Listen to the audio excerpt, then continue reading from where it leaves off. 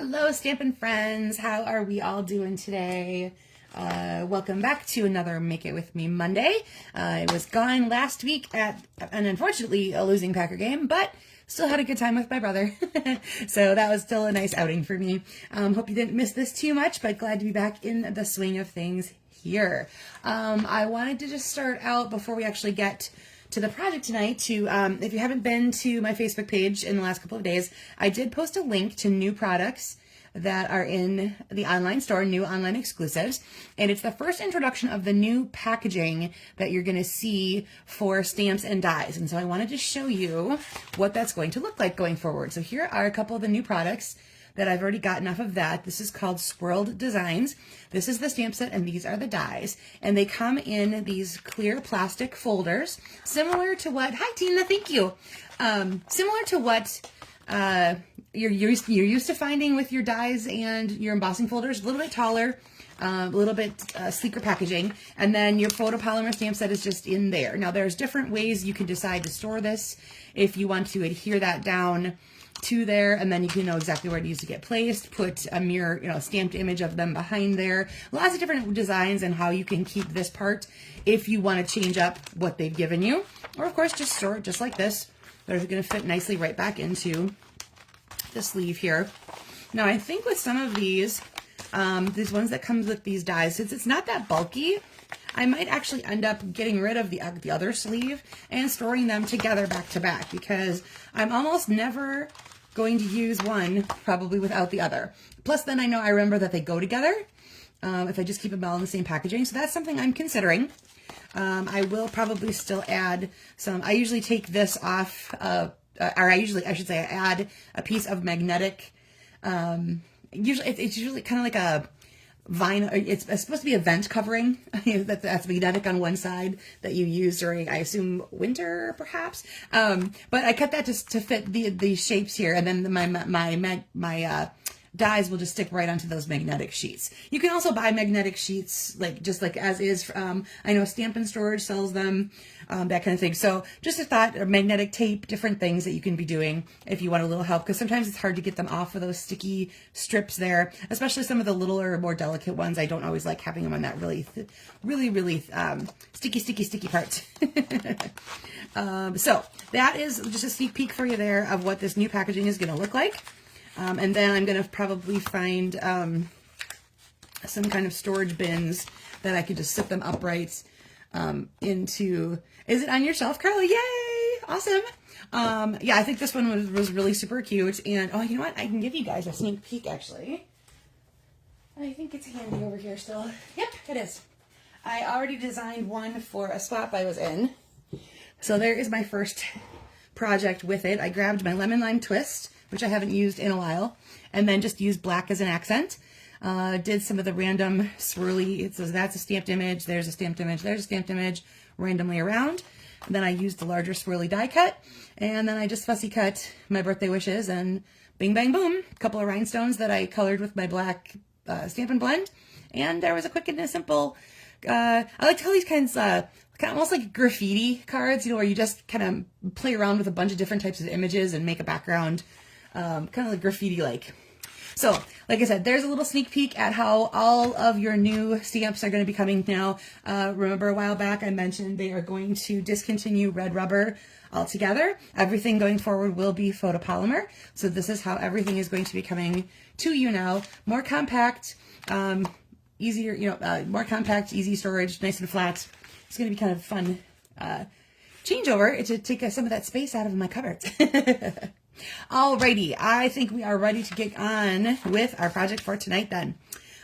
So for tonight, you needed a piece of cardstock that is 5.5 by 8.5. It's scored at 4 1/4. I've got early espresso. Then in the same color, you're going to have a piece that's 1 5/8 by 2 5/8. So again, mine's early espresso. A piece of DSP, 4 by 5 1/4. Then you want one that you like both sides of, because we're going to be showcasing both sides of this particular piece. Then your neutral piece, 1.5 by 2.5. I'm using basic beige, which is the color in the background of some of the leaves in my Gathering Moments DSP here are stamped in. So even though the background of this is white, I pulled the basic beige out of that part right there. You're also going to need a paper trimmer and some either a Post-it note or some sort of removable tape. Just for quick, holding something together while we cut it, basically. So something that's removable that you're not going to ruin or rip anything with. And then if you wanted to have extra die cut pieces, fussy cut pieces, embellishments, whatever you want to do to dress up your phrase a little bit, you'll see some of my samples as I go that I've done that with. So I pulled out Gathering Moments again for tonight. We are just on the cusp of Thanksgiving, and it felt a little more fall-like. Although the temperature did go back up a little bit, but we had some brisk days there. It was finally feeling more fall-like. Time to pull this back out again and play with these pretty fall colors. I love this one with the Cajun and the espresso and the beige. It's my favorite sheet out of that particular Designer Series paper pack.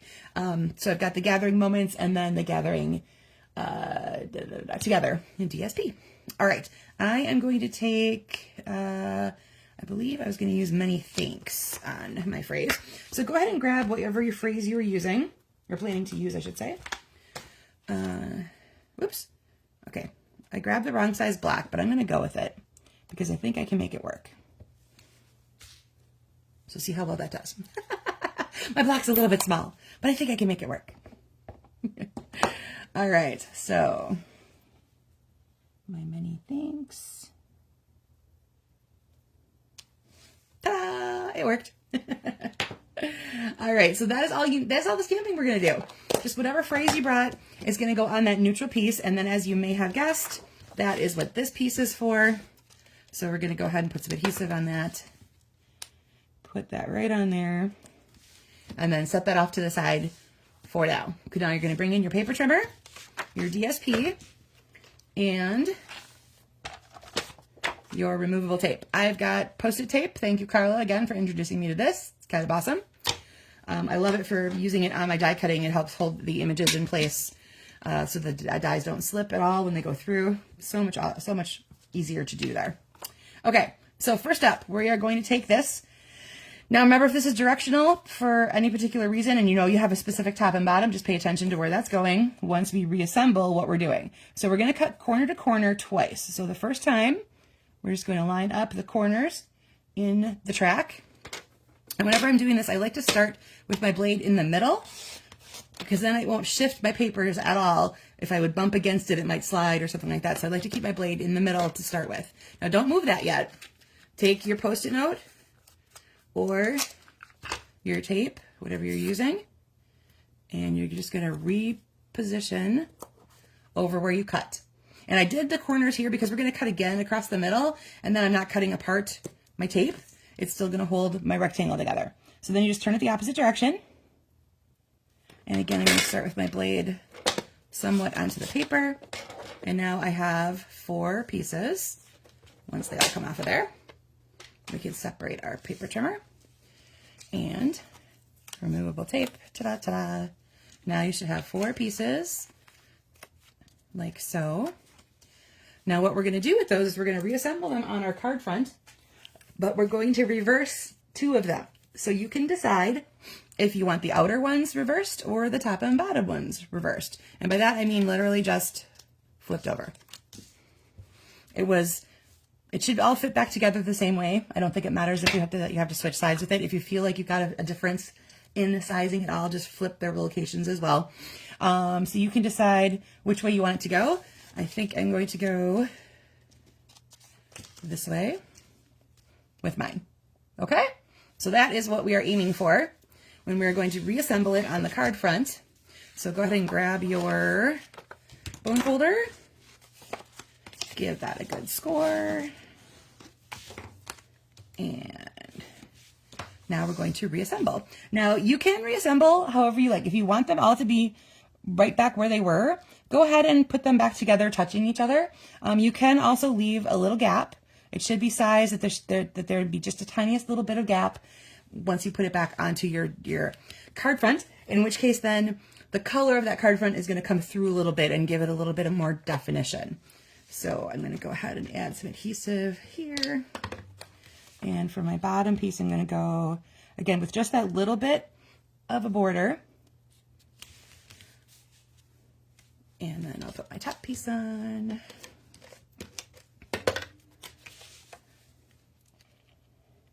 And like so. So as you can see, I have just a little bit of space in between there. And then when these fit back in, that's going to leave just a little bit of space around those edges as well.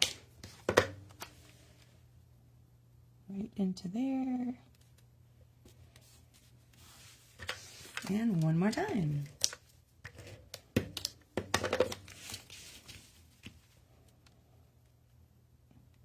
Alrighty, and there you go.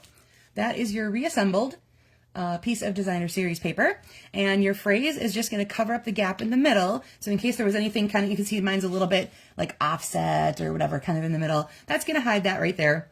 You can decide if you want to add, at this point, like I said, add any embellishments you want, add some die cut or fussy cut pieces that might be surrounding or playing off of your phrase. You could pop that up on dimensionals, of course. So there is the most very basic version of that. And I have found too, I didn't do, because I didn't have my, silicone sheet down here. I didn't want to get my thing all full of tape. So I'm going to go back in and add a little bit of adhesive to those corners that want to pop up on me so that I don't catch them later. Otherwise, I would have made sure I ran my tape directly off the edge. All right, so there you go. Like I said, that is the most very basic version of what we've got going on tonight. So again, that was Gathering Moments and Gathering Together DSP. Then I have a couple other samples to show you, of course, like I always do. Set that off maybe right up there so you can still kind of see what's going on. Okay, this one here, I pulled out my Mossy Meadow two-toned cardstock, and I actually used it for the card base itself. So that carried all the way over to the inside. So there's the darker side. I have the lighter side on the outer piece. And this piece of DSP comes from the Charming, or the Floral Charm. And the back side of it was this Mossy Meadow color that has almost a little bit of modelly. And it's not solid Mossy Meadow, but there's just enough of a little difference in there. And that's why I thought it paired really nicely with the two-tone cardstock of the Mossy Meadow. It felt like they all flowed together. Then I grabbed the Charming Day bundle, so the stamp set and dies. I have one of the die cut pieces here. It's actually a really larger piece that I cut into two, and I put half of it on the front and half of it on the back. And then I have my happy birthday going on right there with, in my, let's see, what did I use? Blackberry Bliss, along with that one. All right, then my next two, I grabbed the Peace on Earth and the Peaceful Garden DSP. So this one here is that, again, Peaceful Garden DSP, the phrase comes from there as well. Simple again, where, so you're cutting them apart, you're flipping them over. I did pop this guy up on dimensionals, but other than that, that's basically all I did. So still very simple, pretty color palette. I love Cloud Cover and Secret Sea. It's just so stunning. Love that color combination. All right, and then same thing again here, different piece of DSP from that collection. You see my little bandit t-shirt there. My youngest and I are big fans of Bluey, in case you're not familiar, but I have Bandit on my t-shirt tonight. He keeps peeking in at the bottom there. Hi, Karen. Thanks for joining us tonight. So again, this DSP sheet comes from the Peaceful Garden. I grabbed my To The Point label punch, and I did the phrase, and then I punched a second piece out of Secret Sea, cut it in half, and just extended it a little bit to layer that background instead of doing the rectangle like I had shown here at the beginning. And then I've got my phrase on the inside, of course, there too, and there too.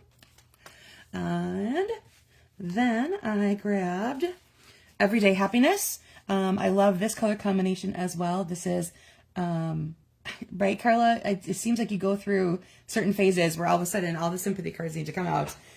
And this set is, these are beautiful for it. I love the colors are beautiful. The doves in there are beautiful. Great for sympathy cards. I grabbed the stamp set called The Right Words. So again, this is another sympathy set. And Everyday Happiness. I needed a few more sympathy cards in my craft fair stash. So I made a couple in tonight's episode so that they're kind of serving a dual purpose for me. Two birds, one stone sort of situation. Everyday Happiness DSP is in the online store. So this is Lost Lagoon, and it still has Wild Wheat, which I know is an outdated color, but it's still part of that color palette there. If you have any of that hanging around, that's where you might find that. And then these flowery embellishment parts here came from the Inspiring Imperfections dies, which are the ones that match that kintsugi Japanese style sweet collection that we have. And then I have my phrase in there already as well.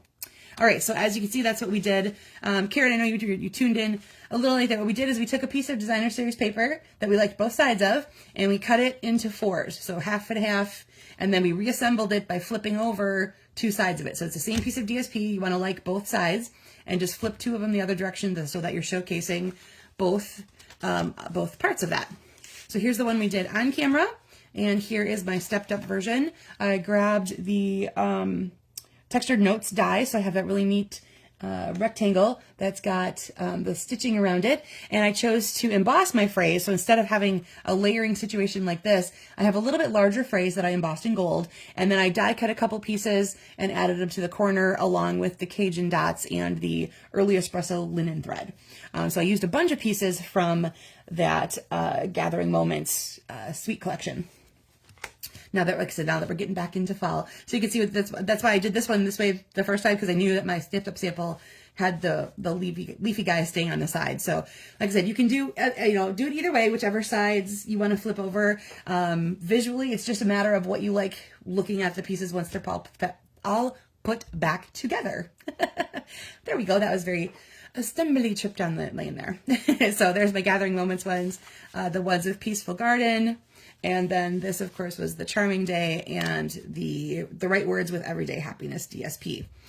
So fun layout, a neat way to use up some of your DSP, showcasing your DSP, I should say. But just remember, you want to have both sides that you like. Or I suppose you could take two different pieces and put those together, and then you could make two cards out of it because you're going to cut both of them in half, and you could instantly have layouts for two cards as well. So that's another thought.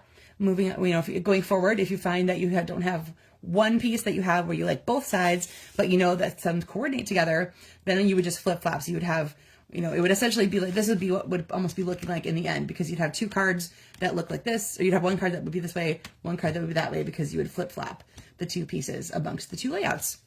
I hope that made sense. It made sense in my head. So the question was, did it come out of my mouth making sense? All right, everybody, that is it for me for tonight. I hope you have a great rest of your week. If any of your people, you or your peoples, I should say, in Wisconsin, this is the opening of deer hunting weekend that's coming up. And so wishing all of my hunter family good luck out there in the woods. And I will see you here again next Monday night, where we'll do another little something together while we prep for Thanksgiving. I can't believe that's almost upon us. Where did November go? Just crazy. Also, if any of you here are local, I have my last craft fair on Saturday. I will be in Waunakee at the Waunakee Intermediate School. Craft fair is sponsored by the Friends of Waunakee Public Library. There we go. Friends of Waunakee Public Library. It's at the Waunakee Intermediate School from 9 to 3. Hope you'll come out and find me and take a look at all the other great crafters that we have out there and pick up some goodies for the holidays. All right. Again, thanks for joining me tonight, and I will see you guys soon. Bye now.